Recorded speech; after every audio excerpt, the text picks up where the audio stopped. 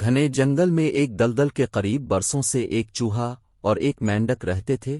بات چیت کے دوران ایک دن مینڈک نے چوہے سے کہا، اس دلدل میں میرا خاندان صدیوں سے آباد ہے اور اسی لیے یہ دلدل جو مجھے باپ دادا سے ملی ہے میری میراث ہے۔ چوہا اس بات پر چڑھ گیا، اس نے کہا، میرا خاندان بھی یہاں سینکڑوں سال سے آباد ہے اور مجھے بھی یہ جگہ اپنے باپ دادا سے ملی ہے اور یہ میری میراث ہے۔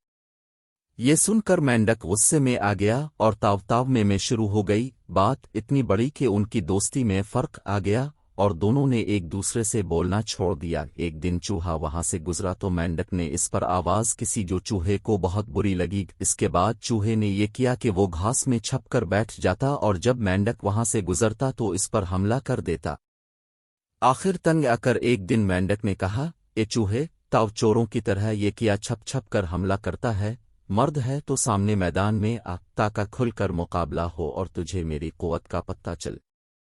چوہے نے یہ بات قبول کر لی اور دوسرے دن صبح مقابلے کا وقت مقرر ہوا۔ مقررہ وقت پر ایک طرف سے چوہا نکلا، اس کے ہاتھ میں نرسل کے پودے کا ایک لمبا تنکا تھا۔ دوسری طرف سے مینڈک آگے بڑھا، اس کے ہاتھ میں بھی ایسا ہی تنکا تھا۔ دونوں نے ایک دوسرے پر زبردست حملہ کیا اور پھر ذرا سی دیر میں دونوں گتھم گتھا ہو گئے۔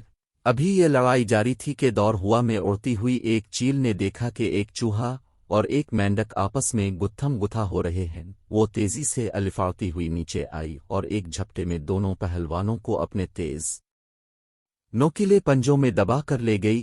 اب وہاں چوہا ہے نہ مینڈک، دلدل اب بھی موجود ہے۔